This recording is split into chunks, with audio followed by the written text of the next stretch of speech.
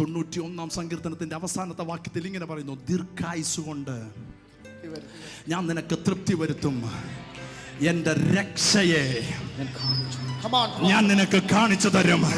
മോശ രക്ഷ കണ്ടവനാണ്. അവന്റെ ജനനം മുതൽ രക്ഷയാണ്. കൊല്ലുമെന്ന് പറഞ്ഞവരുടെ നടുവിലൂടെ അവൻ രക്ഷപ്പെട്ടു. ഫറവോന്റെ വീട്ടിൽ അവൻ രക്ഷപ്പെട്ടു. ചെങ്കടലിന്റെ നടുവിൽ അവൻ രക്ഷപ്പെട്ടു. ഫറവോന്റെ കയ്യിൽ നിന്ന് അവൻ രക്ഷപ്പെട്ടു. ആദിജാതന്മാരുടെ സംഹാരത്തിൽ അവൻ രക്ഷപ്പെട്ടു. മാറയിലെ വെള്ളം കുടിച്ച് അവൻ രക്ഷപ്പെട്ടു. യുദ്ധക്കളത്തിൽ അവൻ രക്ഷപ്പെട്ടു. ഒടുവിൽ കനാൻ എന്ന രക്ഷ അവൻ കണ്ടു.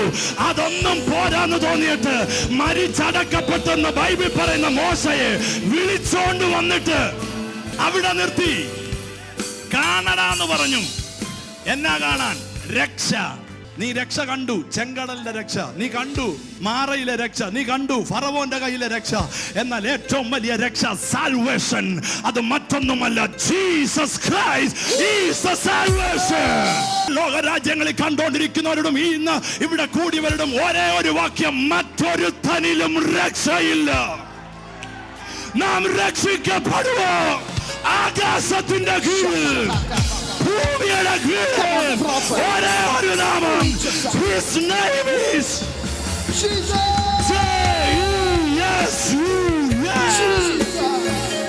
ദീർഘായുസ് കൊണ്ട് ഞാൻ നിനക്ക് തൃപ്തി തരുത്തും.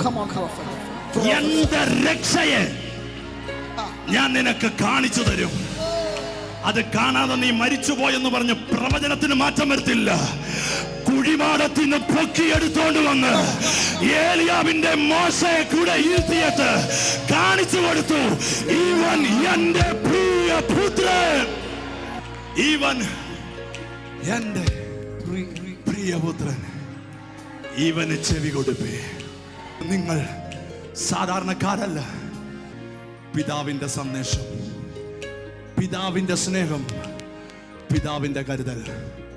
ഒറ്റ വാക്ക്, യേശു നിനക്ക് വേണ്ടി സകലതും നന്നായി ചെയ്യും. മടങ്ങി വാ, തിരിച്ചു വാ. പാപ വഴികളെ ഉപേക്ഷിക്ക്. പാപ പ്രവൃത്തികൾ വേണ്ടാന്ന് വെക്ക്. ആ തെറ്റായ ബന്ധം വേണ്ടാന്ന് വെക്ക്.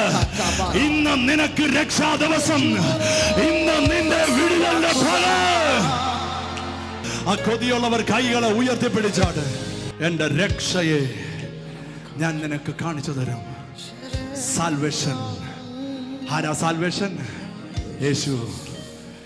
മരിച്ചു അടക്കപ്പെട്ടെന്ന് കരുതിയ മോശയെ മറുരൂപമലയിൽ കൊണ്ടുവന്ന് മുഖാമുഖം ഇരുത്തിയിട്ട് പറഞ്ഞു, കണ്ടോടാ, കണ്ടോ, രക്ഷ കണ്ടോ, ഇവനാ രക്ഷ. മറ്റൊരുത്തനിലും രക്ഷയില്ല. മറ്റൊരുത്തനിലും രക്ഷയില്ല. നാം രക്ഷിക്കപ്പെടുവാൻ ആകാശത്തിന്റെ കീഴിൽ,